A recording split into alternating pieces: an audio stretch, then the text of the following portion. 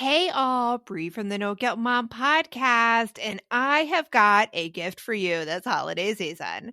If you love the No Guilt Mom podcast, and I mean love the No Guilt Mom podcast, then tell us about it. Leave us a review, and you can be entered to win a No Guilt Mom gift card.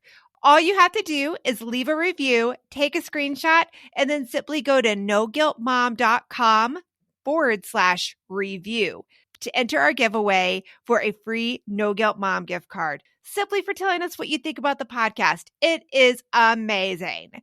But don't delay. Get right on this, as we're going to be giving away that No Guilt Mom gift card on December 21st. So get right on over and visit noguiltmom.com/review. Welcome to the No Guilt Mom podcast. I am your host, Joanne Crone, joined here by my co-host, Bree Tucker. Why, hello, everybody. How are you? I thought you were going to be like, with my fellow doggy mama. Doggy mama, yes. We're doggy mamas in addition to teenage moms. Really. I now have two high schoolers. I do have two high schoolers. I have one high schooler now, but I still have a fourth grader. So I think that is that actually, world. Yeah, that's a completely different world. So, yeah. It feels sometimes a little bit easier and sometimes a little bit harder, but it's totally different stages, because here she is becoming more independent. Here's my son also becoming more independent at the same time, even more so sometimes than my daughter. Like at almost 9, he's like, "Bye, Mom, going to the park." I'm like, "Okay, bye." I do think that having two kids, my second kid, it was always the one that has always been more of a risk taker. Mm-hmm. Bye, see ya, peace out. Yeah. And with my kids being so close, because again, like we have very different age differences on our kids. Mine are just over a year apart. So I would always kind of hold the first one back slightly. And I mean, when I say slightly, we're talking like at most like 6 months from doing something. And then the younger one got pushed to do it sooner, which is probably part of the reason why that one's a little bit more independent. But yeah, like it's just, you got to do what you got to do to kind of get going through, especially when you have multiple kids with different age groups. Yeah, exactly. And sometimes with those multiple kids of different age groups, you get different situations, like lying. Yes, we are so excited about this episode. We're going to be talking about lying, man. Yeah, this is something that's brought up a lot in our coaching sessions for Calm and Happy Parenting. What do you do when your kid lies to you? And no matter how old your kid is, I can guarantee you're out there listening to this episode going like, yep, my kid has lied. Yes. Both of us could raise our hands. Yes. Hello, high up. Like, think back to you too, right? When you were a kid, like what were things that you tried to pull over for your parents? And so we're going to really dive deep into this one and talk about how to handle this in a situation that'll be positive without punishing. You do not have to punish for lying at all. This episode of the No Guilt Mom podcast is brought to you by our masterclass, The 5 Mistakes That Are Keeping Your Family from Helping Out. This is a quick, fun session where I teach you the things that usually pop up, the things we're told by society to do as moms that don't necessarily work out when it comes to making our kids more independent or helping out in the house, or even getting our spouses to help out in the house too. I mean, let's just say it. You can sign up at noguiltmom.com/registration-5-mistakes, and I will see you in class. And now on with the show. You want mom life to be easier. That's our goal too. Our mission is to raise more self-sufficient and independent kids, and we're going to have fun doing it. We're going to help you delegate and step back. Each episode will tackle strategies for positive discipline, making our kids more responsible and making our lives better in the process. Welcome to the No Guilt Mom podcast.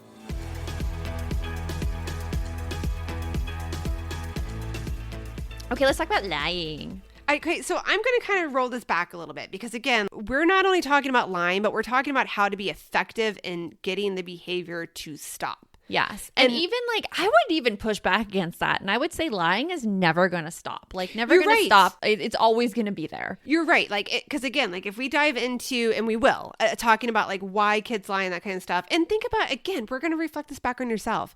Mm-hmm. tell me, do you still lie sometimes? Oh my gosh, We I all do. remember lying as a kid to my parents. Oh, yeah. I and- mean, like, even as an adult, there's times where I lie. A little white lie here or there. yeah, and people tell you like, "Oh, you should be honest," and not always. Like For the it's most nuanced. part, Yeah, on the things that are really important, we are. And so Yes. again, like, that's what we're talking about. We're talking about like even from like little kids lying, how you can kind of curb that behavior and let your children understand the difference between, you know, why they should tell the truth, and find out why they're lying. Because again, 9 times out of 10, it is not because they're trying to be deceitful. It's not because they're No. like, whoa, I'm going to be a mastermind and I'm going to have and they're not going to everybody." be bad people either if they're lying. Yeah. Because number one reason kids lie is to avoid getting in trouble. Yes, avoid punishment in some way, shape, or form. And it's not like to avoid accountability, because I know that's how it's said a lot. Oh, they just don't want to be accountable for their actions. Well, really, that's not the case. It's more about like they don't want to disappoint others.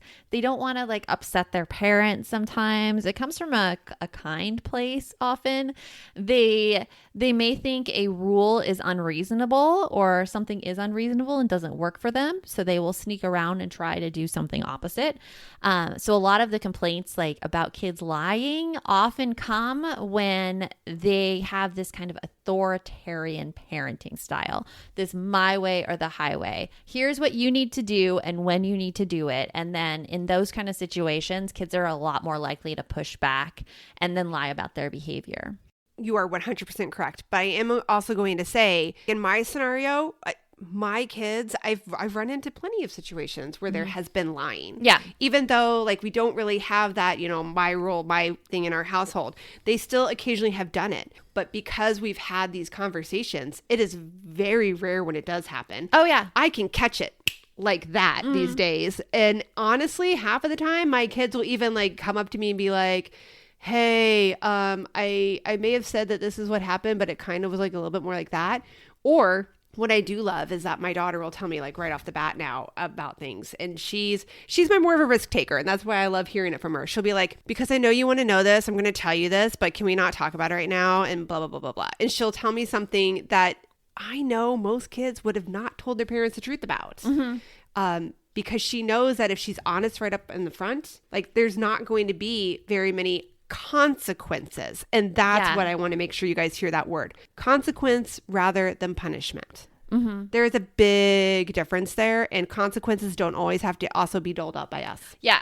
And when I want to backtrack a little bit about my authoritarian thing. Oh, when yeah. I say that, it's not every situation Right. that happens in. But it can be a lot more common. It can be a lot more common, and it can also be like circumstance by situation. Like it's situational dependent. I mean, you don't have to be an authoritarian parent to have some authoritarian rules that kids will push back against. True. I mean, I do that too. I'm sure you do that too. Oh, yeah. And Schedules can't tell me what to do. no.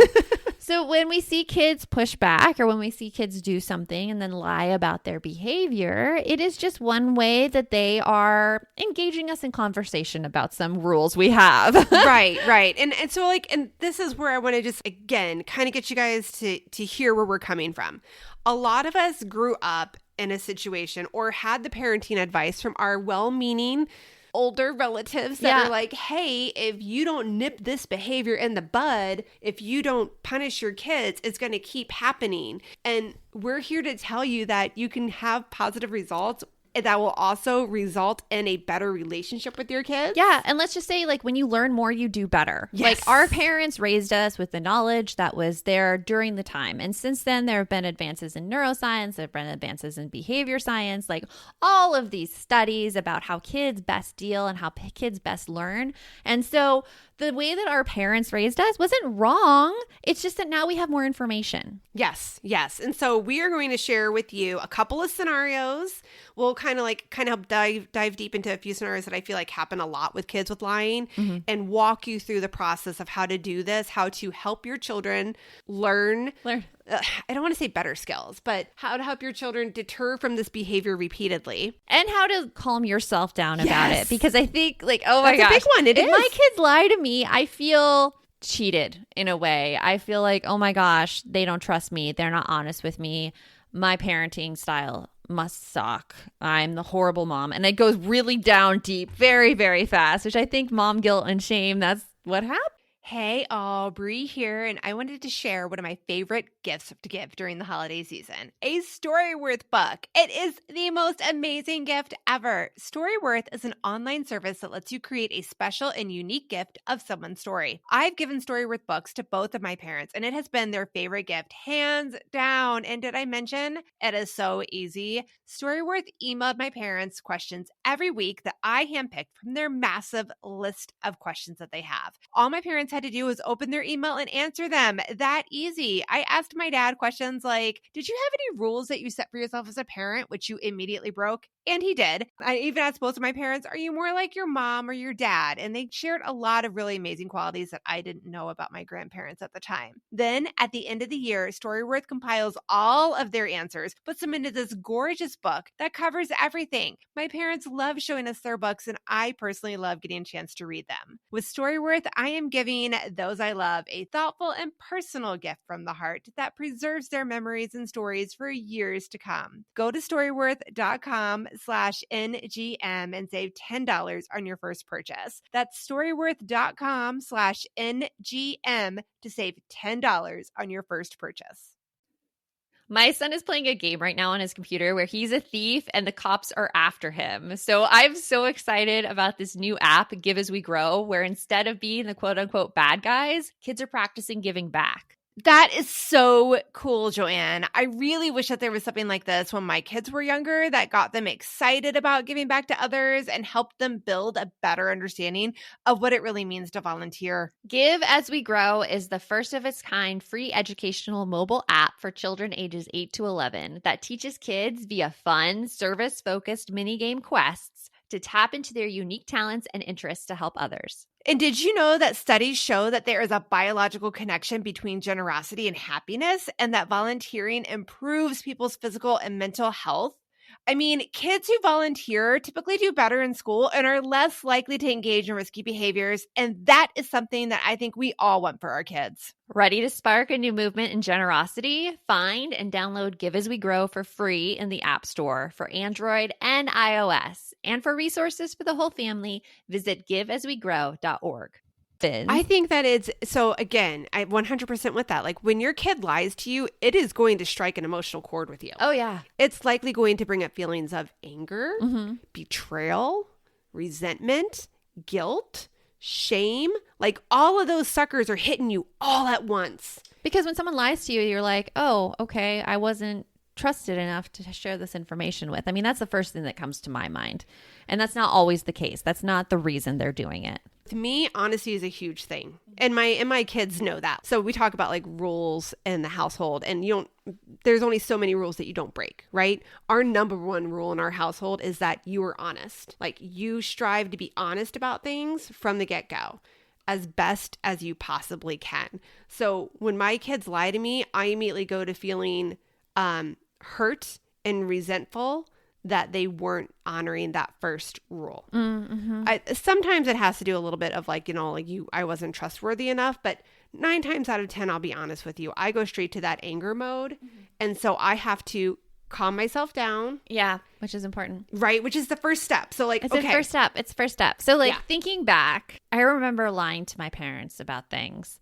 One in particular was in middle school where I had to get my planner signed by my parents every week. It was just there was this class called SIS, which was Success in School, which was the stupidest class. And I thought it was the stupidest class. And it was probably why I started to hate planning and time management, because the teacher in there it was 7 Habits of Effective People, which now I see such great good in it. But then as a middle schooler, the way it was portrayed, I don't know. It did not hit a chord. Maybe too dry. It just did not resonate with any of us. Right. If it doesn't relate to you and your situation, it's going to be like, yeah, no, not me. So here she was trying to get us to do these planning things. And as a form of quote unquote accountability, our parents had to sign our planners every week.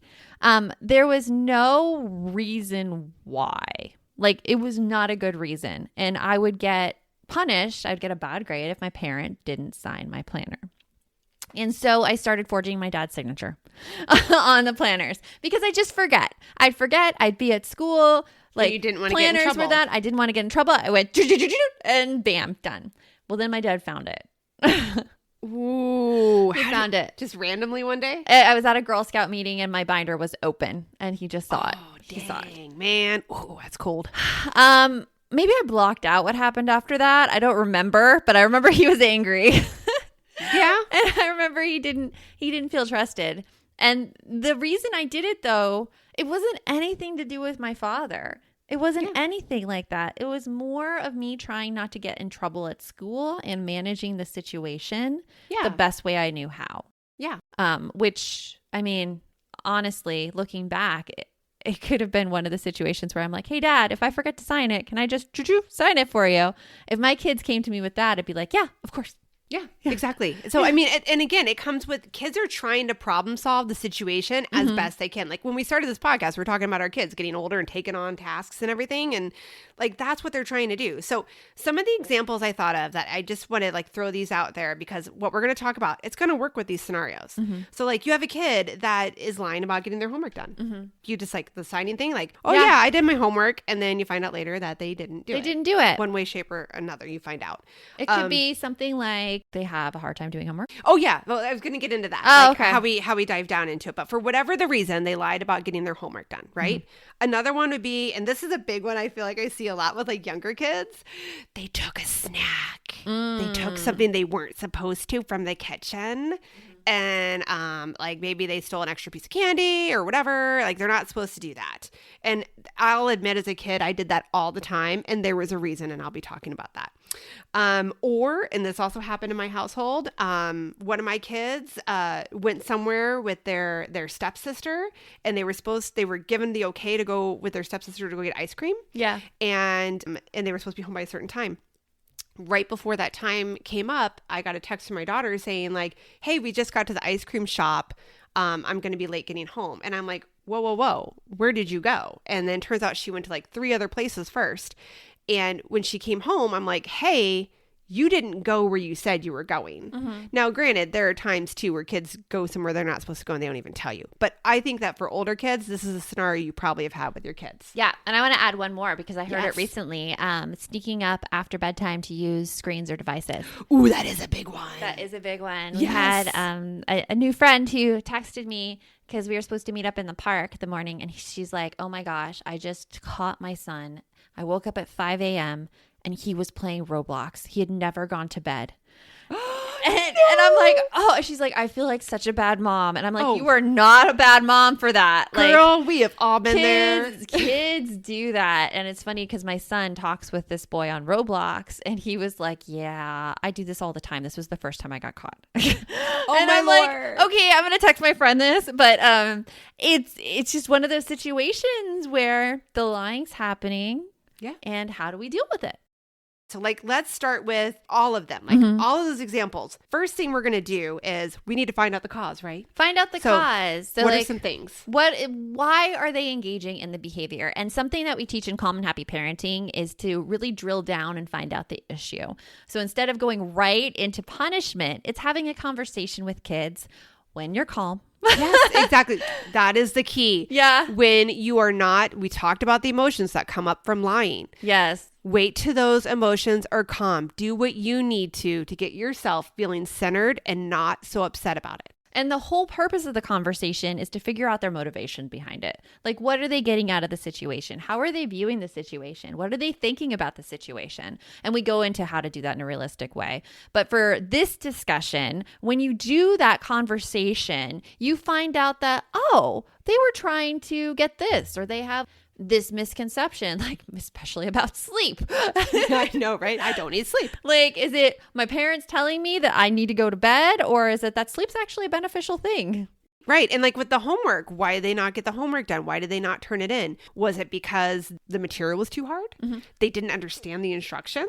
was it because they weren't challenged by the material and thought it was busy work? Ooh, that's a big one that happens a lot of times with kids. Or Yeah. how about like you with the planner? You just forgot about it. I just forgot about it. It wasn't a necessary thing to have done. Like the actual planning of it, I did that. Yeah. I just didn't get it signed. And like, so a lot of these scenarios could be a lot of reasons why your kid doesn't do it. And again, they're not lying to you because they're like, oh, well, I'm going to be mastermind about this. They're just, they're doing it because they think this is a solution. Mm-hmm. This seems like a solution that's not going to upset mom or dad. Yeah. It's not going to bother them. It's something that I can handle on my own. Mm-hmm. So talking to them when you're calm and they're calm, helping them work through it, because my goodness, if it's something like they don't understand the material or they didn't understand the directions, Yeah. or that they felt like it was busy work. Those are all things that can be addressed and can be fixed Oh, yeah. so that totally it doesn't can. continue on. Because really, when it comes down to it, lying it's just the emotional response that it comes in us for the most part. Right.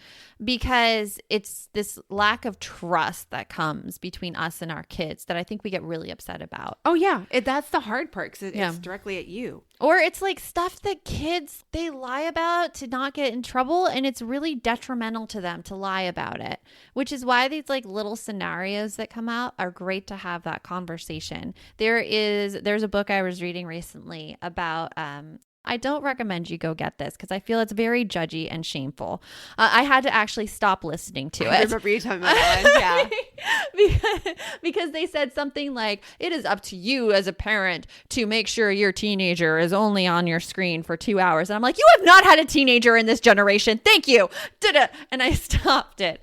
But something that they brought up in it is there was a situation where the teenagers were at a house party. And it was in a wintry state. So I have a very hard time identifying because I don't understand winter. We're in Arizona. I've never seen it. I can relate, I've never but seen go it. on. And this boy left the house party and he walked home, which was like a quarter of a mile or something, really close to his house. But he was very drunk. Very drunk. Never good combo. And he missed his way home.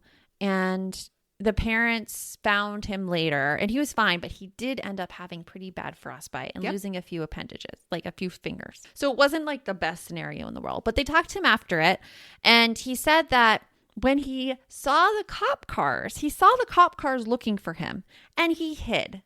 Because And he thought hid he'd be in because bigger he thought trouble. he'd be in bigger trouble than he was. If you could just come up with a story. Yeah. And the book decided to say like, oh, what are teenagers thinking? And I'm like, I know exactly what he was thinking. Yeah. He thought the getting in trouble part and the punishment was going to be worse than actually like the danger of the situation. He just didn't know the danger of the situation. Exactly, because they're young and they don't have that experience. They don't have the experience yet. And so in terms of things like that and lying, it's really good to have these conversations right now where you're establishing yourself as a trusted resource, a resource that they're not going to get mad. You're not going to get mad at them. You're going to help them through the situation and also be like, hey, like you can come to me. It's okay.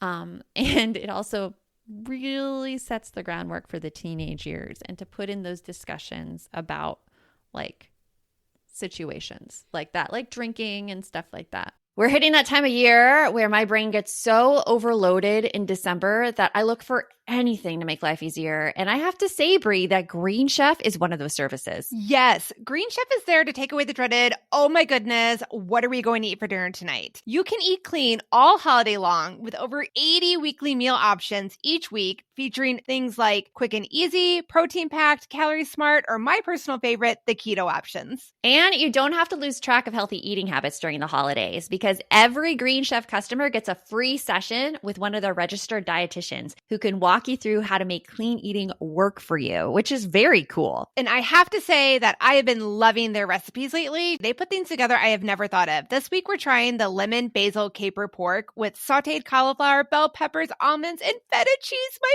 favorite. Their recipes make it so easy to support my wellness goals without skipping on flavor. For Green Chef's best deal of the year, get $250 off with code NGM250 at greenchef.com/NGM250. That's greenchef.com/NGM250. And don't forget to use that code NGM250 to get $250 off. Green Chef, the #1 meal kit for eating well. This message is sponsored by Greenlight. It is so hard to raise kids who know how to manage money. Bree, right now, my kids are all about earning money for presents. My daughter wants to get presents for all of her friends, and my son is doing a Secret Santa with his friends. Oh, I hear you. And if you're looking to raise kids that are financially responsible, we have got a lifesaver recommendation for you that you need to check out. It is Greenlight. Greenlight is a debit card and money app made for families that gives kids and teens an easy and fun way to gain financial literacy, all while giving parents peace of mind. You can send instant money transfers, automate allowance, and even keep an eye on kids' spending with real-time notifications. Meanwhile, your kids can begin their journey towards financial autonomy by learning how to save, invest, and spend wisely. So sign up for Greenlight today and get your first month free when you go to greenlight.com/NGM. That's greenlight.com/NGM to try Greenlight for free. Greenlight.com/NGM. I 100% agree. But if you're listening to this and you're like, crap, I am screwed. I already have like a teenager. No, you're not. No, you're not screwed. No, you're not. You can still have this conversation. Yes. It just, I'm going to tell you, when you start doing it, your kid's going to look at you like, what's your angle? What's your angle, dude? But you'll get around to it and you'll start making that, that bond and that trust. I can't tell you your timeline because every kid is different, but I will say, like, if you're consistent with showing that you're not going to go back on your word and cause there to be needless punishment. Now, realize that phrase I just said, needless punishment. You will see that your kid will start to be a lot more open with this in a short period of time. I would say like less than a month.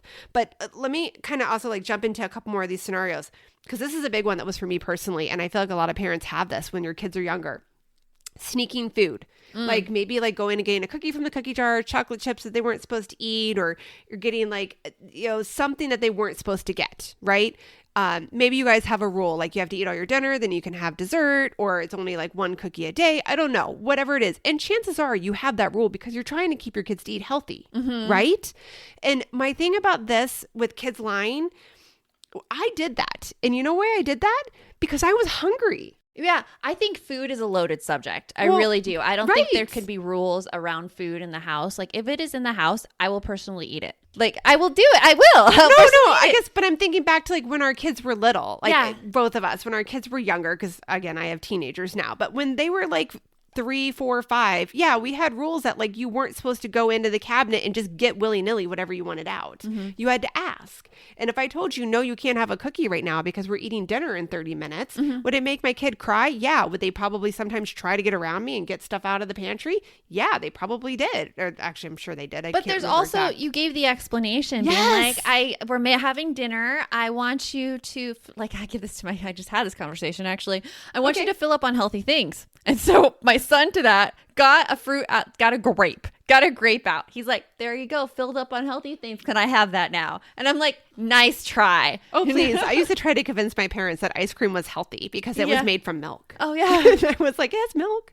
Yeah, but the food situation is so loaded. So a lot of times when it's something like that, I'm just saying, take a second when you're not mad, step back, ask your kid why they felt like they needed to go and get, why they had to break that rule and get what they weren't supposed to eat. Chances are good it has something to do with hunger or craving. And if that's it, you can have that conversation with them. You can be like, okay, this is why I don't want you to eat a whole lot of cookies, because I don't feel like it's very healthy for you and I don't want you to get a tummy ache, or then you won't eat the food that your body needs and then you'll get a headache later, or whatever the reasoning is.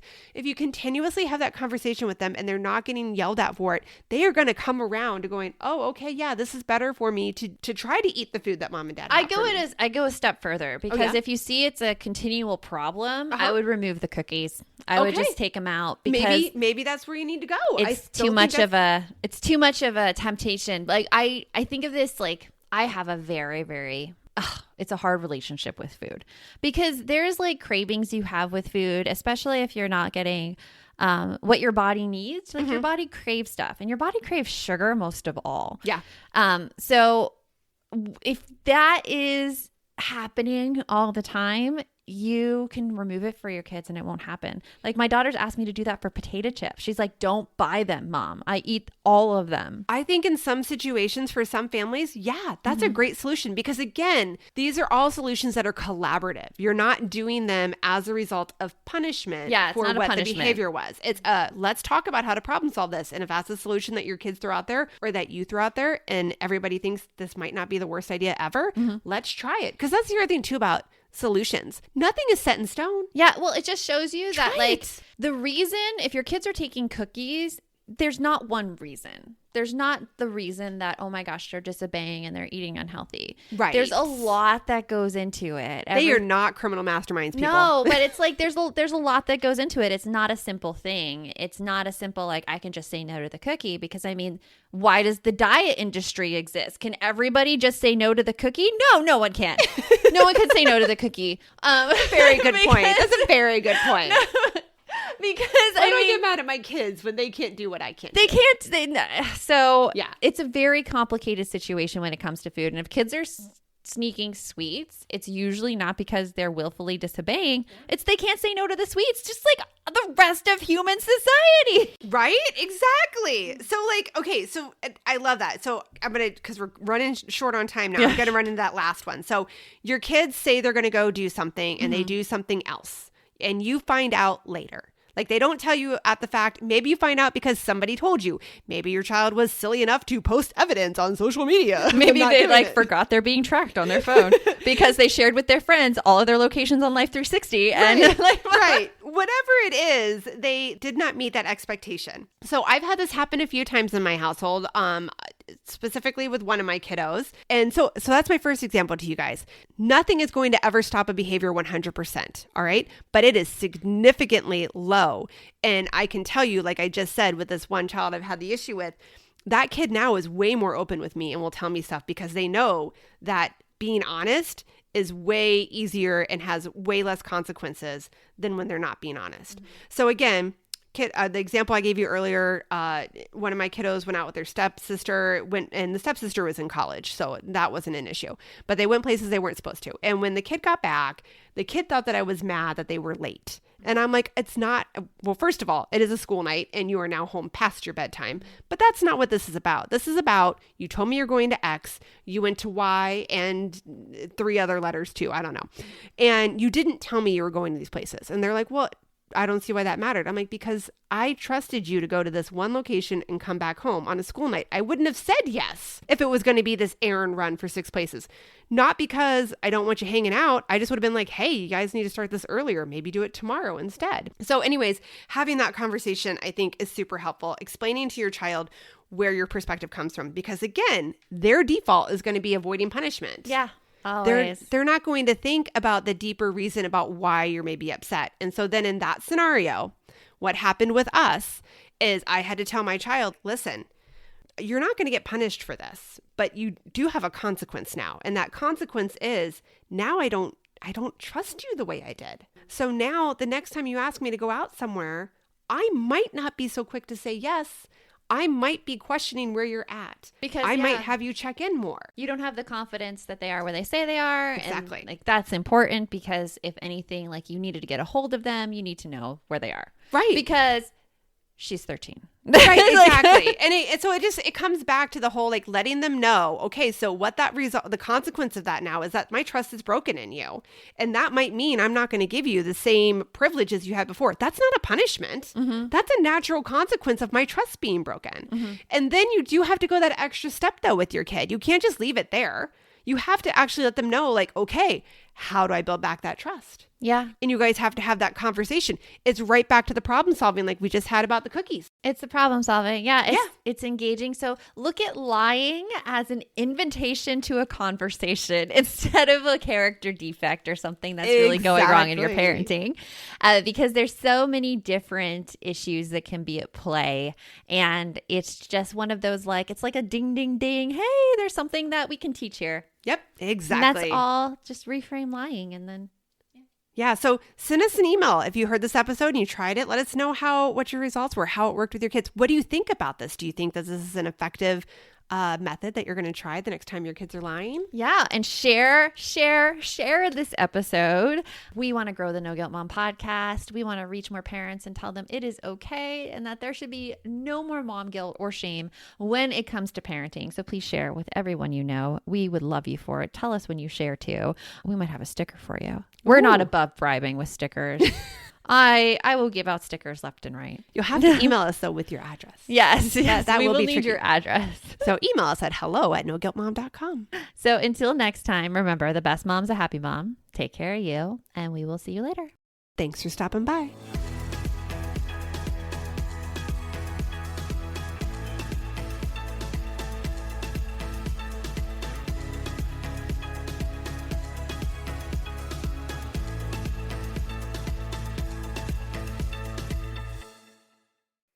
Are you looking for something to listen to with your whole family? Then check out 6 Minutes, produced and created by Gen Z Media. With over 200 twisty, cliffhanger-filled episodes, 6 Minutes tells the story of 11-year-old Holiday, who was pulled from the icy waters with no memory of who she is or where she came from. 3 years ago, Brinley Pasternak helped the Anders family uncover the truth about Holiday's past. Now she'll need them to help her find the truth about hers. In 6 Minutes Out of Time, the long-awaited sequel, Cyrus Anders is found unconscious near the mysterious Elixir Academy in Florida, and Brinley learns the school may have a shocking connection to her missing mother. Dive in now and get the most downloaded family audio adventure in history. Follow 6 Minutes wherever you get your podcasts. You can listen early and ad-free with the GZM family subscription.